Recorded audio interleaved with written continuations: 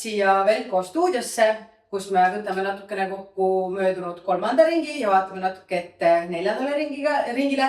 Ja selleks, et seda teha, on minuga täna siin esindusmeeskonna kaitsja Richard Reesar. Tere, Richard! Tervist! Nii, hakkame siis peale.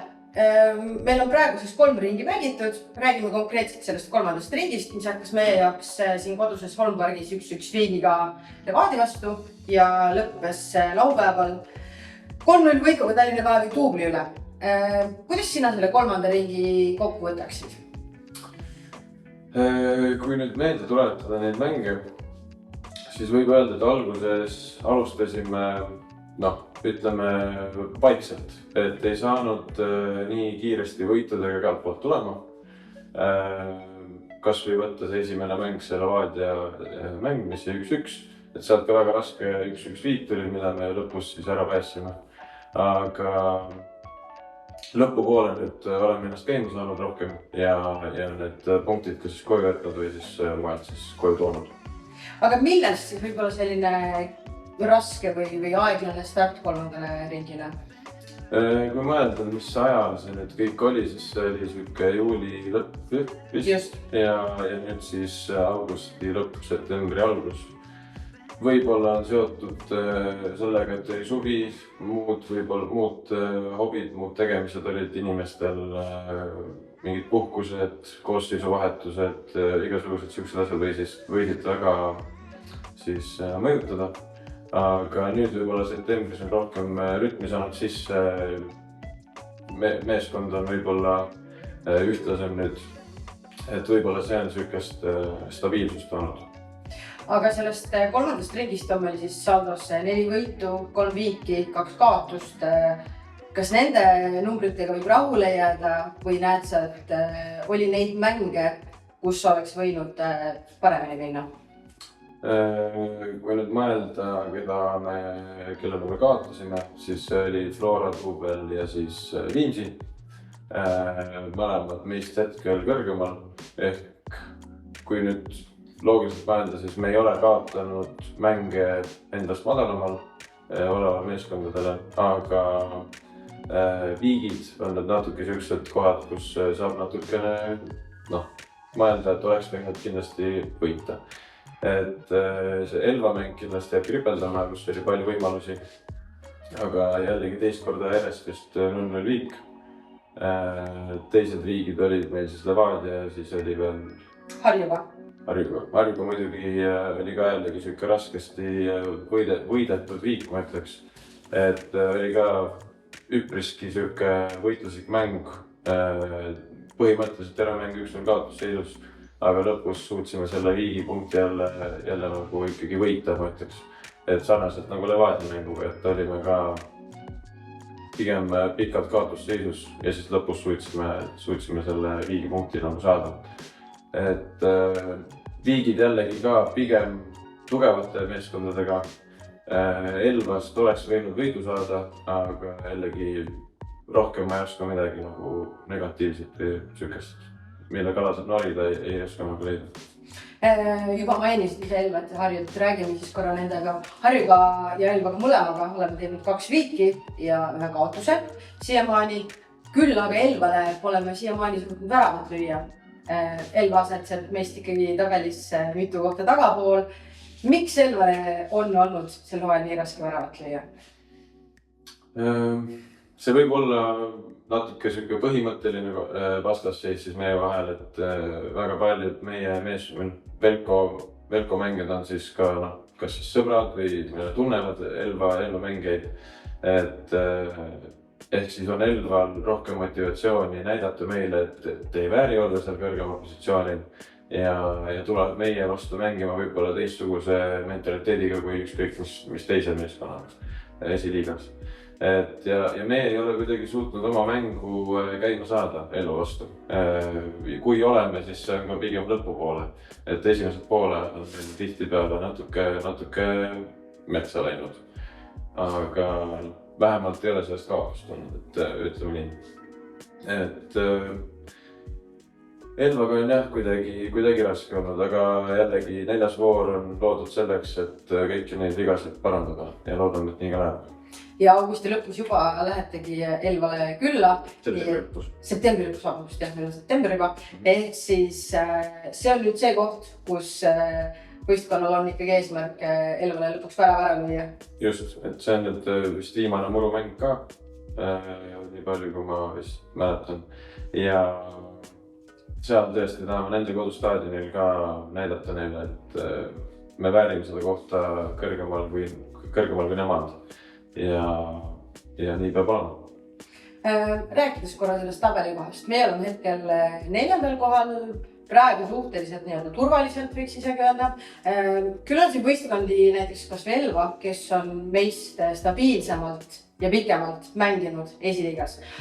Vaadates või võttes seda arvesse, kas on sinu jaoks esiliigas sel hooajal mingeid üllatusi mõne võistkonna näol, kes mängib väga hästi või kes vastupidi ei ole võib-olla neid ootuseid täitnud? Minu jaoks on tegelikult üllatav, et Levadia duubel ei ole suutnud püsida konkurentsist nii palju kui näiteks meie oleme. Et ma eeldasin, et nad on küll rohkem võib-olla isegi Flora duubelist paremad, vaadates nende kvaliteeti, nende mängijaid. Nüüd on küll võib-olla natukene duublimängijad esile tulnud rohkem, aga mingi hetk oli neil ikkagi väga tugevad koosseisud ja see üllatas mind väga, kui nemad ei suutnud mingit võite saada või isegi viite saada, et suutsid kaotada. Kas on veel mingeid? Võib-olla Paide duubel ikkagi natuke see hooaja esimene pool üllatas, et kuidagi üldse ei saanud nad ennast käima. Et ootasin küll, et Paidest mingisugust suuremat konkurentsi. Et muidugi ära ei ütle sellele, kui nemad lihtsalt võite annavad meile, aga ikkagi kui nüüd mõelda tagasi hooaja algusele, siis ma mõtlesin, et Paide on kindlasti kõrgema positsioonil. No aga meie 4. koht, meil on praegu 48 punkti, meie ees on 53 punktiga Flora duubel, selle taga on 10 punkti tühja maad, seal on 38 punkti kähtse Tallinn. Kas praegu selle 4. kohaga enne 4. ringi võib rahul olla? Kohaga ma arvan võib olla rahul, aga mitte täiesti lõpuni, et selleks ongi see 4. voor, et me saaksid jällegi natuke kõrgemale tõusta. Et ise eelistaks olla ikkagi seal top 3 positsioonidel. Nüüd ma ütleks, et see on ikkagi vägagi tehtav, sest et Flora duubli vastu on rasked mängud olnud, aga ma ikkagi usun, et kui me saame oma mängu käima nende vastu, siis me suudame veel paremini mängida kui nemad, nad üle mängida ja seejärel ka võita. Ja samamoodi ka Viimsi vastu, et see eelmine mängisin Moon Pargis, ma kahjuks ise ei saanud mängida mängu keelu tõttu, aga kas või ka nüüd eelmine mäng, mis neil oli Flora duubli vastu, kaotasid 4-1. Et see jällegi annab sükest mõtet, et neid suudame ka siis võita kas või ka 4-1. No aga 4-2 võitnud neid vist ju. Just, et see mäng ma kahjuks ka ei mänginud. Aga siis järgmine Viimsi mäng ma tahaks kindlasti mängida. Et siis jah, näidata neile kohkert, ütleme nii. Ehk siis ikkagi 4. ringile me lähme vastu mõtetega jõuda sinna top 3, mitte mõttega, et kindlustada rahulikult seda 4. kohta. No kui mõelda selle peale, et ründame seda top 3 ja siis sellega me ka kindlustame seda 4. kohta. Et pigem seada endale kõrged ootused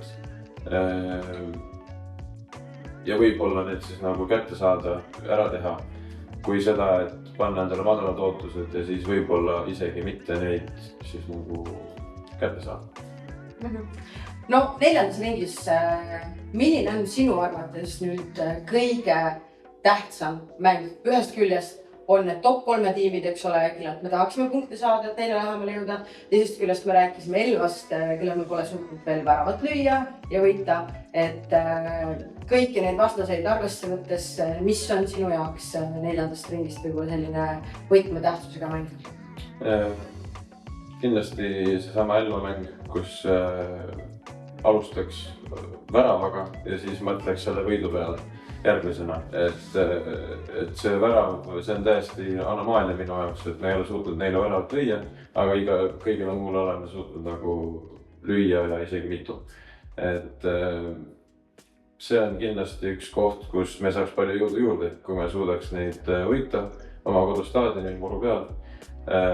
Ja sealt edasi, ma arvan, asi läheks lihtsamaks. Ründajad oleksid jällegi palju enesekindlamad. Ja kui ma ei eksi, siis kõige viimane mäng on meil Flora duubliga.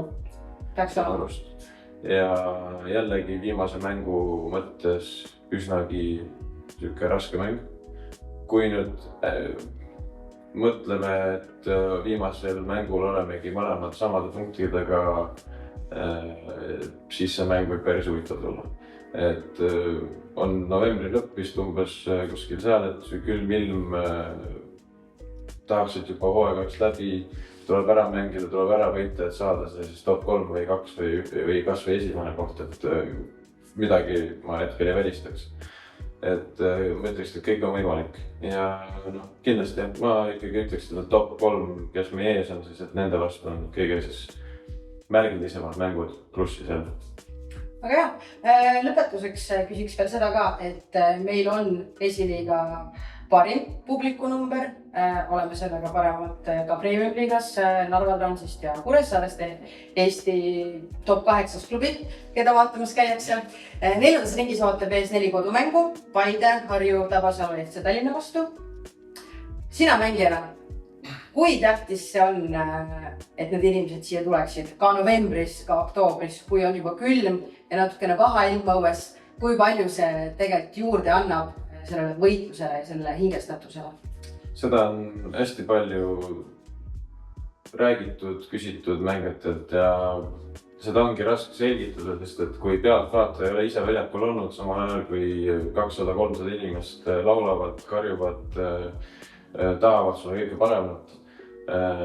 Eriti siuksel külmal, võib-olla natuke ebamugaval ajal, siis see annab uskumatult juurde, selle ei ole sõnu, ma arvan, et seda kirjeldada. Et ma enne just vaatasin seda pilti, mis meil siin ka on, et siin on näha ka väga külm aeg, inimestel mütsid peas, aga terve see staadion on nagu täis inimesi. Ja kui värav lüüa sellel hetkel see, ja siis tähistada fännidega koos, see on nagu süke tunne, mida päris niisama ei tunne, et seda tasub nagu jälitada. Ehk siis üleskutse kõikidele fännidele, et need 4 kodumängu, mis meil on veel jäänud, hoolimata sellest, et ilm võib olla halb ja külm, et meeskond väga-väga ootab ja üheskoos on kõik võimalik. Just. Väga hea, aga sellega meie tänane stuudio läbi. Juba sel neljapäeval hakkab Velko esindusmeeskond mängima. 4. ringi mänge, kui külla sõidetakse Levadia duublile ja juba pühapäeval on esindusmeeskond siinsamas, Kolmpargis. Külla sõidab Paide linnameeskonna duubel, nii et kuulsite ise, Richard ütles, et väga äge mängida, kui rahvas on siin. Nii et tulge kõik kohale ja teeme selle 4. ringi ja koos lõpuni. Aitäh sulle, Richard! Aitäh! Ja aitäh teile!